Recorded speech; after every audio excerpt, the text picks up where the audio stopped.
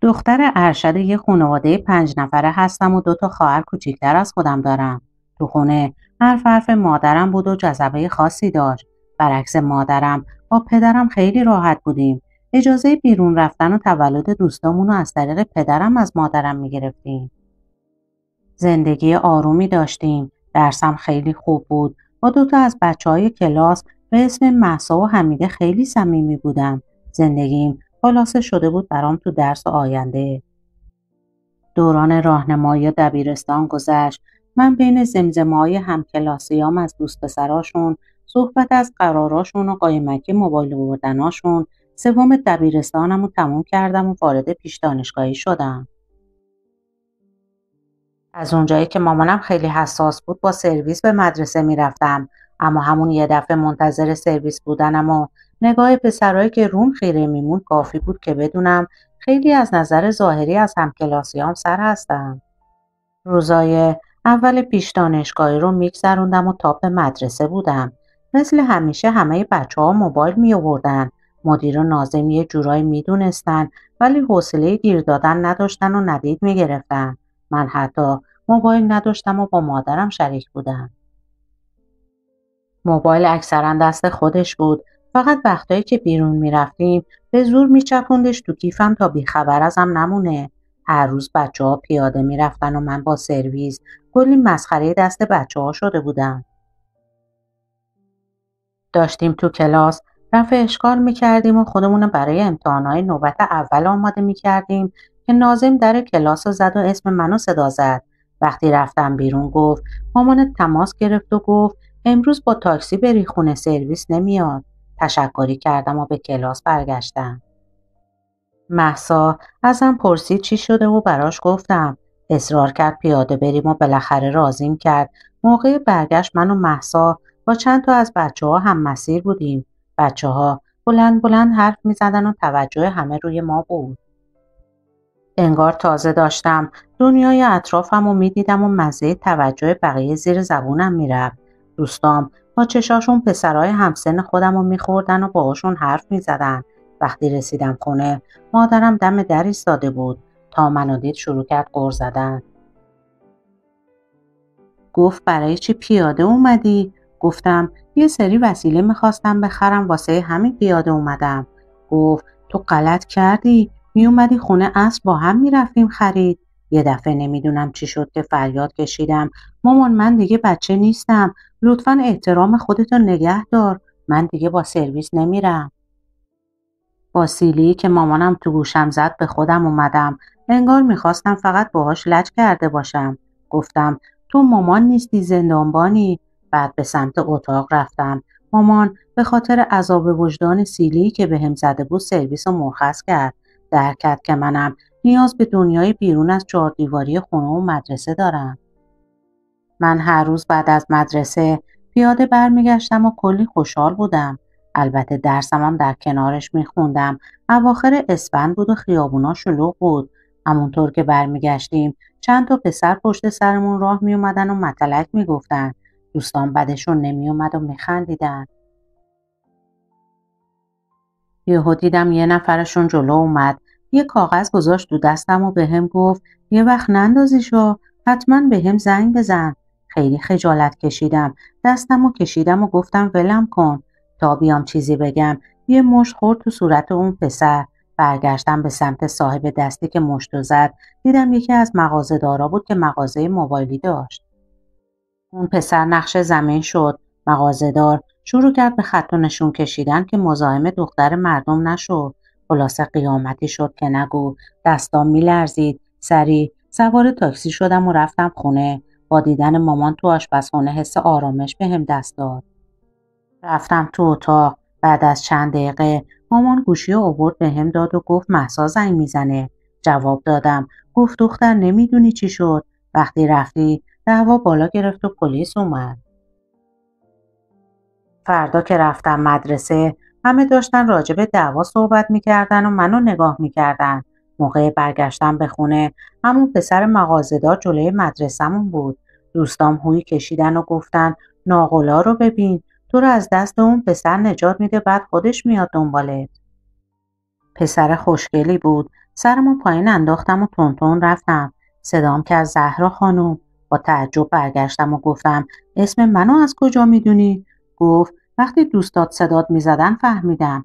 تو همه هوش و حواس منو بردی. دیروز که اون اتفاق افتاد خیلی ترسیدم و خون جلوی چشامو گرفته بود، ولی به خودم نهیب زدم. لااقل شجاعت اون پسر بیشتر از من بود که به سمتت اومد. این چند وقت جسارت جلو اومدن رو پیدا نکردم، اما حالا دیگه نمیخوام هرگز از دستت بدم. نمیدونستم چی بگم. من هیچ وقت تو رویای ازدواج نبودم. خدای من، چرا یه دفعه دنیای من به هم ریخته شده بود؟ صدای قرقرای دوستامو شنیدم که صدام میزدن و منتظرم بودن. کارتشو به هم داد و گفت اسمم فرشاده. برگشتم سمت دوستام. با سوالای بی پایانشون سرمو خوردن. چقدر خوشحال بودم و انگار رو ابرا بودم. دنیام رنگارنگ شده بود. موبایل از مامانم گرفتم و باهاش تماس گرفتم. بعد از خوردن چند تا بوق وصل شد. بعد از سلام کردن گفت باورم نمیشه که زنگ زده باشی. خیلی خوشحال شد. التماس میکرد برم ببینمش. نمیدونم چرا سریع قبول کردم. پا شدم آماده شدم و به خودم رسیدم. مامان رفت بیرون. تاکسی گرفتم و رفتم. تا منو دید از ماشین پیاده شد. جلو اومد و ازم خواست سوار شم. یکم از خودش گفت. وضع مالیشون خوب بود. ازم خواست که مامانش بیاد برای صحبت کردن. ولی بهش گفتم محال مامانم اجازه بده. بهم گفت که بدون من نمیتونه. بعدش یه جعبه بهم داد. یه گوشی بود. ازم خواست که قبول کنم و با هم در تماس باشیم. اولش قبول نکردم، ولی با اصرارهای زیادش مجبور شدم. ازش خداحافظی کردم و با تاکسی که فرشاد برام گرفت برگشتم خونه. خدا رو شکر هنوز مامانم نیومده بود. منم سریع لباسامو عوض کردم و گوشی رو قایم کردم. چند دقیقه یه بار چکش میکردم. دیدم چند تایی پیام داده و ابراز دلتنگی کرده. فردا کلاس داشتیم و تشکیل نشد. فرشاد جلوی مدرسه منتظر بود. بدون توجه به دوستام رفتم طرفش. انگار چند سال بود میشناختمش. چند وقتی گذشت. فرشاد تقریبا همیشه میومد دنبالم و با هم میگشتیم. یه روز سر کلاس بودم که گوشیم زنگ خورد. تعجب کردم. آخه من گوشیمو سایلنت کرده بودم. بعد فهمیدم کار دوستان بوده. منو فرستادم پیش خانم ناظم. اونم زنگ زد به مامانم. وقتی اومد گفت اشتباه شده. دختر من اصلا گوشی نداره. ولی خانم ناظم گفت که مطمئنه و دوست پسرش براش خریده. نمیدونم چرا این حرفو زد. درست خیلی سختگیر بود، ولی نباید اینجوری میگفت. حتی همه پیامامو خونده بود. من اشک میریختم و آبروم رفته بود. مامانم هاج و واج گوش میداد. کوبید تو صورتم. مدیرمون از جا بلند شد و سمت مادرم اومد و گفت خانم محترم، زهرا شاگرد نمونه مدرسه ماست. اشتباه هم واسه همه انسان هاست. رفتیم خونه. مامان گوشیمو گرفت و گفت برو گم شو تا بابات بیاد تکلیفتو معلوم کنه. بابام آرومتر مامانم بود، ولی اینکه از چشمش بیفتم اضطراب گرفته بودم. بابا اومد. مامان گریه میکرد و براش تعریف میکرد. بابا اومد تو اتاق و گفت زهرا، من برات چی کم گذاشتم؟ تو اگه گوشی میخواستی چرا به خودم نگفتی؟ اون پسری که باهاش دوست شدی کیه؟ گریه میکردم و سرم پایین بود. گفتم غلط کردم بابا، خودش انداخت تو کیفم. بابا منو بغل کرد و گفت گریه نکن دخترم، طوری نیست. فرشاد زنگ زد به تلفن خونه. آخه من 3 روز اجازه نداشتم برم مدرسه و نگرانم شده بود. مامان جواب داد. فهمید خودشه کلی فحش داد و گفت تو اگه مرد بودی عین آدم می اومدی جلو. اونم گفت به خدا من به زهرا گفتم ولی قبول نکرد. مامان تهدیدش کرد و قطع کرد. مامان با هم حرف نمیزد. بابا مدرسه‌مو عوض کرد. خوشحال شدم چون اصلا از ناظممون خوشم نمی اومد. حوصله فضولی بچه‌ها رو هم نداشتم. باید با سرویس میرفتم و میومدم. موقع برگشتن فرشاد اومد دم در مدرسه و به زور منو کشوند برد تو ماشین. راننده سرویس کلی غر زد و رفت. التماس فرشاد کردم که منو ببره خونه چون حوصله سرزنش‌های خانواده‌مو ندارم، ولی گفت تو باید مال من بشی چون اونا تو رو به من نمیدن. منظورشو نفهمیدم. منو برد سمت یه خونه ویلایی و با گریه داخل شدم. ولی گوش نمیداد و در قفل کرد. اتفاقی که نباید افتاد. فوشش میدادم. معذرت‌خواهی کرد و قول داد بیاد خواستگاریم. پا شدیم و منو رسوند خونه. مامانم با پلیسا دم در بودن. فرشاد به پلیسا گفت مشتریم هستن و منم رسوندمشون خونه. مامان داد زد از کجا معلوم که بلای سرش نیاوردی؟ ما ازت شکایت داریم. ما رو بردن پزشک قانونی. وقتی فهمیدن که دختر نیستم گفتن باید ازدواج کنیم. فرشاد خوشحال بود. از خداش بود و قبول کرد. فردا خانواده‌شو فرستاد ولی مامان بیرونشون کرد. من شوکه شده بودم و فقط گریه می‌کردم. بالاخره بابا مامانو راضی کرد و قرار شد عقد کنیم. ولی من از فرشاد ترسیده بودم. اونم به خودش فحش میداد و میگفت تقصیر من خاک بر سر منو ببخش. خانواده‌ات چاره‌ای برام نذاشته بودن. شب عروسی مثل مجسمه بودم. چرا باید بهترین روز زندگیم اینجوری باشه؟ تصمیم گرفتم برم پیش روانشناس. اوضاعم یکم بهتر شد. یه روز فرشاد اومد و گفت آخر هفته با دختر خالم و دوست پسراشون میریم مسافرت. حال عجیبی داشتم و فهمیدم که حاملم ولی چیزی به فرشاد نگفتم. فرشاد اخلاقش عجیب شده بود. بیشتر وقتا بی‌حوصله و کلافه بود. صبح به همراه دختر خاله‌اش رفتیم شمال. یه شب دختر خالش منو صدا زد و ازم خواست براش لباس انتخاب کنم. منم براش انتخاب کردم و برگشتم به اتاقم. فردا بعد از ظهر بود که فرشاد از بیرون اومد.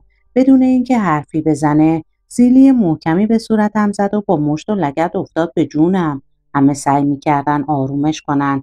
دوست پسر دختر خالش فرار کرد. دختر خاله هاش تظاهر به نجات دادن من میکردن. صدای فرشاد میپیچید تو گوشم. از پیامای دوست پسر دختر خالش میگفت که تو موبایلم دیده بود. من ازشون خبری نداشتم. از هوش رفتم. وقتی به هوش اومدم تو بیمارستان بودم و فرشاد بالا سرم گریه میکرد. بچم سقط شده بود. خدایا این بدبختی کی تموم میشه؟ فردا مرخص شدم و برگشتیم ویلا. شب که میخواستم برم دستشویی فرشاد رو دیدم که سیگاری میکشه. تازه دلیل بد اخلاقیاشو فهمیده بودم. برگشتم تو اتاقم و به حال خودم زار زدم. با چه رویی به خانوادم بگم؟ وقتی اومد تو اتاق سراغ گوشیمو گرفتم. گفت میخوای زنگ بزنی به دوست پسرت؟ حتما بچه‌تم از خودش بوده. خدایا چرا فرشاد اینجوری شده بود؟ من همون فرشاد عاشق خودمو میخواستم. ساکت شدم و چیزی نگفتم. خورد شدم. حوصله دفاع کردن از خودمو نداشتم. چون با مردن بچم دیگه هیچی برام مهم نبود. وقتی برگشتیم قید همه چیزو زدم و رفتم خونه بابام. تو اتاقم که رفتم تازه فهمیدم چه دوران طلایی داشتم و از دست دادم. چه زندگی آرومی داشتم. روزها گذشت و از فرشاد خبری نبود. یه روز خانواده‌اش اومدن. مامانش پرینت تلفن رو جلوی بابام انداخت. کلی فحش داد و گفت چند وقت از فرشاد بیخبریم. اگه بلایی سرش بیاد مقصر دختر شماست. مامان از خونه بیرونشون کرد. فهمیدم فرشاد رفته ترکیه. پدرش زنگ زد و خبر داد. تقاضای طلاق داده بودم و فردا وقت دادگاه داشتیم. صبح تلفن زنگ خورد پدرش بود.